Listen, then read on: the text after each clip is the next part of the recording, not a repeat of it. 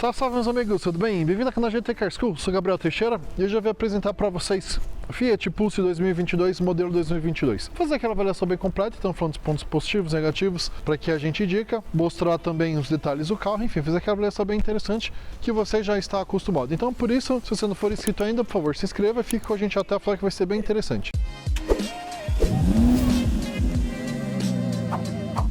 Esse carro aqui, na verdade, ele é vendido com dois tipos de motorização, motor 1.3 aspirado e o motor 1.0 turbo. Dois tipos de câmbio, manual e o automático, o CVT, que simula 7 marchas. Temos três versões, Drive, Audace e a Impetus. Na verdade, a Drive fica apenas para as versões aspiradas, tanto manual quanto automática. Já para o câmbio automático CVT, com motor 1.0 turbo, você tem as três versões. A mais básica vai chegar a partir próximo mais dos seus R$100.000. Já a primeira versão com câmbio automático CVT e também com motor 1.0 turbo, ele vai estar em torno dos seus R$115.000. Já a versão mais top vai chegar próximo dos seus R$130.000. Bom, qual a sacada da Fiat? Esse carro aqui ele é um pouco menor, por exemplo, do que um Renegade, do que um Kicks, porém ele é um pouco maior que um WRV. Então a ideia da Fiat foi fazer um carro com um novo segmento, como se fosse os subcompactos, um SUV subcompacto. Ela pegou, aumentou um pouco as dimensões em relação ao Argo, levantou o carro, pôs muita tecnologia e o valor do carro não é tão alto quanto os outros SUVs. Então agrada aquela pessoa que quer um carro com um pouco mais de tecnologia, um pouco mais alto, mas não necessita tanto de espaço assim. Esse carro aqui, inclusive, tem tecnologias bem interessantes para questões de segurança, como frenagem autônoma, aviso de mudança involuntária de faixa com a correção, né? Então ele tem recursos que apenas carros mais caros de outros segmentos têm. E algo muito interessante que esse carro também é você poder dar partida com o carro remotamente. Aqui na chave você consegue ligar o veículo. Algo realmente que você não vê em muitos carros desse segmento aqui, praticamente você não vê. Só em carros bem mais caros. Então a ideia da Fiat realmente foi apelar bastante para questões de tecnologia. E como a gente também sempre comenta, esse carro aqui, na verdade, o objetivo não foi concorrer com Nivus. Para concorrer com Nivus, a Fiat está preparando o Fastback, que é um carro dela aqui, um perfil mais coupé, para concorrer aí sim com ele. Esse carro aqui já está um pouco abaixo, até inclusive em termos de valor, mas tecnologia agrada bastante. Vale lembrar que essa moda aqui dos SUVs subcompactos é muito comum na Índia, em países emergentes, está se tornando, talvez se torne algo comum aqui para o Brasil, porque a gente está vendo, por exemplo, o Gol, que não vai ser mais um hatch, mas vai ser um SUV subcompacto também. A gente já vê, tem o exemplo, por exemplo, do Kwid, que é um carro compacto, porém ele também é um carro mais alto, mais estilo SUV. É o que o mercado tem pedido, então é que as montadoras cada vez têm entregue mais. Só uma questão, quando você liga o carro dessa forma, você entra lá, você tem que apertar o botão para confirmar. O carro está ligado, porém para você utilizá-lo, você tem que apertar o botão lá de Start. E também você precisa abrir o carro aqui, ele está travado. Como a chave está na minha mão, ele abriu. Mas ele liga o carro, porém o carro fica travado. Uma coisa que eu acho bem interessante, às vezes você está saindo de casa, você quer ganhar tempo, não quer... Você gosta de deixar o carro aquecendo um pouco, o que é o ideal. Você já, pouco antes de sair, aperta o botão, ele já fica ligando ali 2 minutinhos, aquece, já está no ponto ideal. Ou também se está muito quente, você já liga. Depois já, automático, você deixar desligado o ar-condicionado, ele já vai ligar com o ar-condicionado. E aí já dá uma refrigerada até você entrar no carro. Muito interessante realmente para essa categoria de veículos. Temos uma dianteira bem interessante, muito bem desenhada. Ele é farol em LED desde a versão mais básica, pena que o farol de neblina apenas vem na Impetus, que é a mais cara de todas. Gostei bastante da grade, ficar bem marcado o logo da Fiat, na verdade o novo logo. E também a frente dele, ele é uma frente alta, muitas pessoas não gostaram, porque dizem que tira um pouco a visão, mas isso que dá um design um pouco mais sofisticado ao veículo. Faz ele parecer maior que realmente ele é. Temos apliques de preto, que eles são bonitos, mas exigem cuidado para não ficarem esbranquiçados ao longo do tempo. Uma roda aqui, aro 17, com pneu 205/50R17. Ela acaba ajudando bastante no design, porém ela acaba atrapalhando um pouco na questão do conforto. As aro 16, que acabam vendo nas versões mais básicas, acabam sendo mais interessantes para essa questão mais de conforto mesmo. O 17 é mais para design. Bom, temos a antena de teto, que não é de estilo barbatana, porém ela também não é tão grande e não vai atrapalhar. As lanternas são grandes, também elas são em LED. Na parte traseira temos uma traseira bem limpa.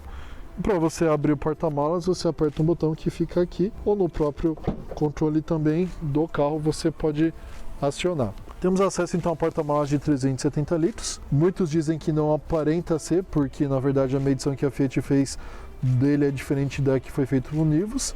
E ele é mais fundo, na verdade, do que realmente largo, do que comprido. E a gente também tem aqui um step temporário que você pode rodar até 80 km por hora. Porém a gente tem um carpete, ele é todo encarpetado, o acabamento dele é muito bonito, também os bancos eles são bipartidos. Vale lembrar que essa parte aqui também ela é flanelada, que é bem interessante. Gosto bastante porque ele abre bem a tampa, então não tem risco de pessoas mais altas acabarem batendo a cabeça. E aí você vem aqui, tem o local para você puxar e fazer o fechamento da tampa, que inclusive é um fechamento bem simples. Ele acaba não batendo forte. Aqui na traseira é até interessante esses apliques aqui, que eles imitam como se fosse escapamento, mas na verdade não é. Realmente é só uma peça de plástico para dar um design mais esportivo aqui ao veículo. Debaixo então aqui do capô, nós não temos uma manta acústica, isso talvez que ajude a aumentar o ruído para quem está aqui fora. Temos um motor interessante 1.0 turbo, mais potente da categoria aqui no Brasil, motor 1.0 que rende mais. Ele rende 130 cavalos no etanol e 125 na gasolina, isso a 5.750 RPM, com um torque de 20,4 kgfm, tanto no etanol quanto na gasolina, a 1.750 RPM. É um motor moderno, ele utiliza corrente de comando e não correia, duplo comando também no cabeçote, porém o escape normalmente variado, porém a admissão ele utiliza um recurso chamado multi-air. Esse multi-air é uma tecnologia hidropneumática, de acionamento hidropneumático, que ele consegue ter maior precisão, tanto no tempo de abertura, quanto também no quanto essa válvula irá abrir. Isso é um dos segredos para esse motor ser tão eficiente, conseguir render tanto, entregar tanta potência e torque. Então realmente é um dos motores mais tecnológicos, principalmente quando a gente considera aí dos 1.0. Esse motor é muito similar a 1.3 da Jeep, tanto do Renegade quanto do Compass, porém esse utiliza apenas 3 cilindros, no sentido aqui também em linha. E aqui é um motor transversal. Pessoal, vamos ver então como que é na parte traseira aqui do carro. A porta ela tem um acabamento muito bonito, apesar de ser simples, eu acho legal essa diferença de textura, deixa um ar mais sofisticado. Porém, realmente ela é um acabamento simples, a gente não tem rebarbas, mas é tudo plástico rígido. Já lá na parte interna a gente consegue ver também que nós temos uma tomada 12 volts para recarregar celular. E o túnel central dele também não é um dos mais baixos, mas é coerente até pelo nível do carro. Bom pessoal, do espaço que nós temos aqui traseiro, se realmente eu fico reto, a cabeça bate no teto, então realmente preciso ficar um pouco inclinado ou não ficar tão reto aqui. Bom, a posição que eu fico confortável é essa daqui. Vai lembrar que tem 1,80 m, o banco está regulado para mim, que praticamente sobra 2 dedos. Se eu realmente ficar reto, mesmo que eu cabeça batendo, acaba melhorando. O legal é que o banco aqui é côncavo, então ajuda você não dar joelhadas aí em quem está dirigindo. O carro aqui ele tem um espaço regular, a gente percebe que ele não é muito espaçoso, principalmente se for 3 pessoas aqui. 2 adultos até 1,70 m provavelmente vai tranquilamente. Legal que ele tem alças aqui no teto para todos os ocupantes e as luzes também, ele tem luz em LED, tanto aqui atrás quanto lá na frente. Os encostos de cabeça obrigatório por lei para os 3 ocupantes, bem como também o cinto de 3 pontos para os 3 ocupantes. O interessante é que o banco aqui ele é bipartido também, então isso é interessante principalmente quando você vai levar alguma bagagem, algo do tipo. Esse carro é muito baseado no Argo, então para o Argo que é um hatch ele é um espaço interno bem bacana, já para um SUV é um pouco apertado. Se você quer um carro mais pro dia a dia, se busca um SUV, mas realmente um carro mais altinho apenas, é um carro que vai te agradar tranquilamente. Também se você não for muito alto aqui, a cabeça não vai incomodar. Já na frente não, espaço para a cabeça ali é tranquilo, então mesmo que seja alto, vai te agradar tranquilamente. Outro ponto também é o túnel central aqui, não é um dos mais baixos. Quem vai aqui no centro vai se incomodar, não temos aquele apoio de braço aqui traseiro também. Afinal, os SUVs dessa categoria normalmente não vem com esse recurso. Já aqui na porta da frente, temos também uma porta que ela utiliza o mesmo nível também de acabamento da porta traseira, utilizando materiais diversos, também com texturas diversificadas, dando um contraste interessante aqui de cores. Esse carro ele utiliza um acabamento sempre muito simples, porém eles trabalham com essas cores, com texturas, e acabam dando uma diferenciada interessante, que parece mais sofisticado na verdade, né? Bom, aqui nós temos então a regulagem dos retrovisores, os botões do vidro elétrico e também para travar o vidro elétrico. Bom pessoal, o espaço que a gente tem aqui ele é bom, né? A gente pode ver aqui para a cabeça ele não é ruim, apenas aqui a perna acaba batendo um pouco aqui, então na verdade é um carro tão espaçoso para quem vai aqui, para a cabeça é tranquilo, mas para as pernas aqui na verdade não é um dos maiores espaços internos. O acabamento do carro ele é bem simples, você encontra até algumas partes que ele tem rebarba, por exemplo, o acabamento não é um dos melhores. O legal aqui na parte do console central, mesmo o botão que você gira para a temperatura do ar-condicionado, é o mesmo também para a ventilação, apenas você aperta para mudar a função. E bom porque o volume do rádio fica aqui bem fácil para você mexer. Também temos os controles aqui no volante, bem como também mudança de marcha. Temos aqui as alavancas. Bom, o banco ele é bonito, ele é um banco bem confortável, bem desenhadinho. O apoio de braço aqui também do carro é muito bom. Fica numa posição interessante. Às vezes eu senti um pouco a falta de ele ter uma regulagem de distância aqui no sentido longitudinal. Porém, ele está bem de acordo. Na maioria dos casos aqui ele é bem confortável e também é bom que ele é macio. Não é aquele plástico rígido, realmente ele é revestido, o que ajuda bastante. O acabamento em si do carro não é um dos melhores, mas ele tem uns recursos interessantes, como por exemplo recarregamento de celular por indução. Você consegue utilizar a multimídia de 8 polegadas com a Apple CarPlay ou Android Auto sem fio, o que acaba ajudando bastante. Tem a questão também de você ligar o carro estando na parte exterior dele. Então tem uma série de recursos que acaba agradando bastante as pessoas que compram esse carro aqui. Bom pessoal, então para ligar o carro a gente aperta o botão aqui. O motor está ligado. Bom, nós temos bastantes opções aqui no piloto de bordo, que eu particularmente gosto bastante, achei ele bem equipado. Tem umas informações como, por exemplo, aqui a assistência para manter o carro na faixa, informações do veículo, a gente pode ver aqui a potência, o turbo, ele mostra quando o carro está usando a potência e quando já está entrando o turbo. Força G, pressão dos pneus, horas de uso do motor, tempo de óleo, temperatura de transmissão, temperatura de óleo, temperatura de transmissão, tempo para a próxima revisão, tensão da bateria, enfim. Além de informações como o percurso, por exemplo, velocidade, configurações do veículo, configurações da tela, enfim, tem muitos recursos que esse computadorzinho de bordo traz, o que eu acho bem bacana.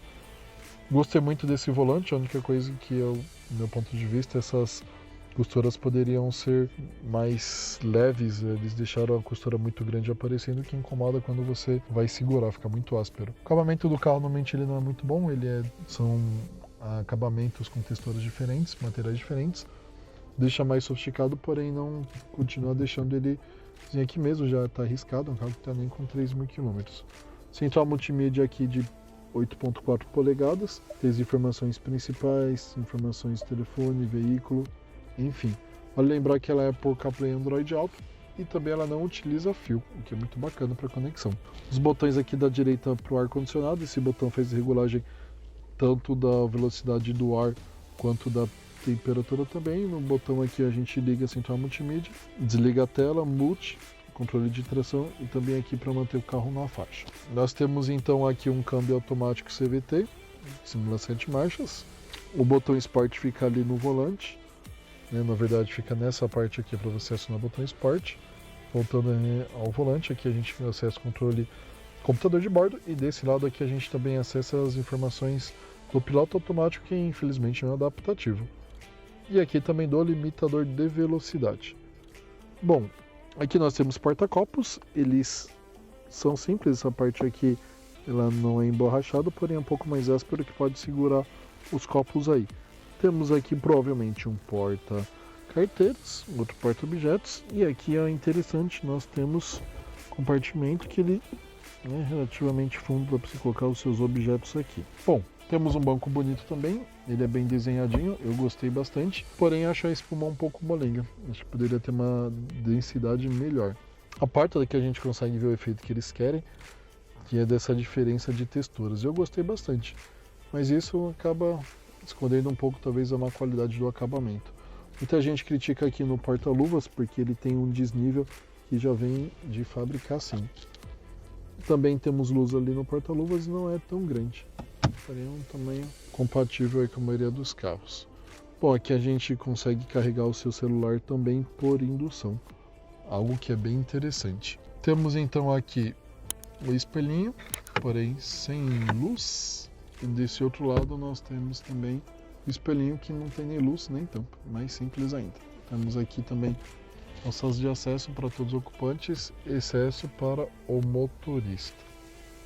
Bom pessoal, e aí? Gostaram da nossa avaliação? Vamos fazer aquela conclusão então dos pontos positivos, negativos, custo de manutenção e para quem a gente indica. Primeiramente, se você ainda não der aquele like, deixa aquele like lá por favor, isso nos ajuda bastante.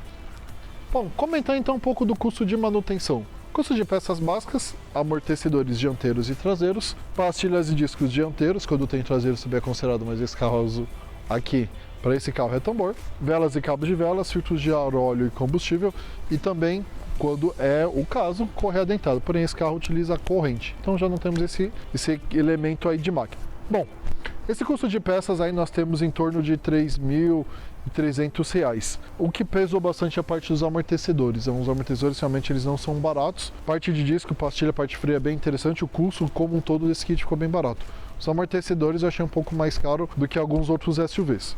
Custo de revisão, se você levar esse carro na concessionária e fazer a sua revisão até seus 60 mil, que é o parâmetro que nós temos aqui no canal, você vai estar gastando em torno aí dos seus R$ 4.200. Também está na média aí, média mais para cima, tem outros SUVs que você utiliza aí, que a gente tem no mercado, que é mais barato. Provavelmente, caso o motor também 1.0 turbo, é um motor que ele tem mais tecnologia, então exige mais cuidado, por exemplo, do que uma Duster, um Creta da primeira versão, que são motores mais antigos e já com uma mecânica mais simples. O que esse carro aqui tem de bom? Quais são os pontos positivos? O que leva as pessoas a comprá-lo?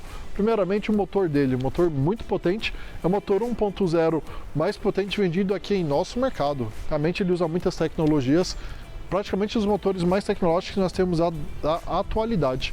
Os motores antes da Fiat ela acabou utilizando muito 1.8, mas ela deu um salto de tecnologia muito bom. Vai acabar adotando também para o Renegade, para o Compass, essa mesma tecnologia para ir lá com 1.3 aqui com 1.0. Então realmente o desempenho desse carro é muito bom, motor 1.0, olha, é sensacional, casa muito bem com o câmbio, ficou bem interessante. Outro ponto muito positivo desse carro aqui também é a questão do vão livre. As pessoas gostam do vão, para você passar em estrada de terra acaba sendo mais tranquilo. Mesmo que você não utilize uma estrada de terra, quando você vai passar por valetas, lombadas, você não tem aquele risco ou aquele medo de acabar batendo raspando embaixo. Outro ponto muito positivo é a multimídia, mas principalmente na versão Impetus, que é a versão mais cara. Ele traz uma multimídia mais completa, com mais recursos e realmente agrada bastante. Nessa versão aqui, Audacia, já é uma multimídia bem bacana. Mas nós sabemos que nem tudo é perfeito, então afinal, quais são os pontos negativos? Primeiro ponto negativo, questão do acabamento. Infelizmente o acabamento desse carro aqui ele não é bom. A gente percebe ter muitas rebarbas aí em várias peças dele. O carro ele utiliza contraste tanto de superfícies quanto também de materiais para dar um contraste bem interessante e ficar uma aparência mais sofisticada. Mas a qualidade do acabamento realmente não é bom. Outro ponto também negativo é a questão do porta-malas. As pessoas realmente acham o carro porta-malas um pouco pequeno. Poderia ser um pouco maior, na verdade o porta-malas ele é mais fundo do que comprido. Outro ponto também que é bem negativo desse carro, não é tão negativo, mas muita gente reclama, é a questão do consumo. É 1.0 econômico. Não, realmente 1.0 desse carro aqui ele vai ser relativamente econômico se for na estrada e se você não pisar muito, se você andar de uma forma bem tranquila, ele pode ter um consumo mais contido, mas realmente o consumo dele não é bom. Ele realmente é um carro que preza muito pelo desempenho, em detrimento um pouco aí do consumo. Então se você está focado num carro para consumo, realmente você vai achar concorrentes mais interessantes, como o próprio Nivus mesmo. Então afinal esse carro, Gabriel, para quem indica? Será que ele é feito para você? Primeiramente, eu indico esse carro aqui para quem quer um carro não tão grande, um carro aí um pouco mais alto e um pouco maior, por exemplo, do que um hatch, que é um carro mais alto para não bater embaixo, para andar mais tranquilo na cidade e gosta de tecnologia, porém não está afim, não está disposto, não tem condições de comprar um SUV mais caro. E realmente indico esse carro. Ele tem tecnologias muito interessantes, a parte de segurança, como a gente falou, aviso de mudança involuntária de faixa, questão de frenagem autônoma, farol alto automático, ele acaba reduzindo quando vem alguém de sentido contrário. Esse mesmo sistema que eu mostrei para vocês de você ligar o carro estando fora dele, esses recursos você só vê em carros muito mais caros, então realmente é bem interessante. Se você preza muito por tecnologia, não pode investir tanto e quer um carro compacto, não vai levar muita gente atrás, é mais duas pessoas da frente ou quem for atrás não são pessoas tão altas, eu indico realmente esse carro, ele vai te atender muito bem. Se o seu foco não for o consumo, você não fazer longas viagens ou usar o carro mais na estrada que na cidade onde o consumo dele é muito bom, também indico ele fortemente, tá bom? Só não indico se você realmente tiver uma família muito grande, se precisar de muito espaço, realmente é bom você ver um outro veículo, talvez uma Duster, por exemplo, que tem mais espaço, porém você vai perder muito em questões de acessórios, questão de consumo também, né? Você vai acabar perdendo em outros pontos. Bom, pessoal, é isso aí. Espero que vocês tenham gostado. Obrigado por terem ficado com a gente até o final. Se você não for inscrito, se inscreva, dê aquele like novamente se você ainda não deu. E se você está comprando um carro usado ou um carro novo mesmo, você não sabe qual carro ideal para você, e o carro usado você tem medo de comprar um carro problemático, entre em contato com a gente no gtcarschool@gmail.com. Vou ajudar vocês aí não cair em rascadas, que afinal, se você compra um carro desse ou outro tecnológico, tá com manutenção atrasada ou tá com alguns problemas escondidos, você tem um gasto muito alto para deixar o carro em dia. Pessoal, brigadão, valeu!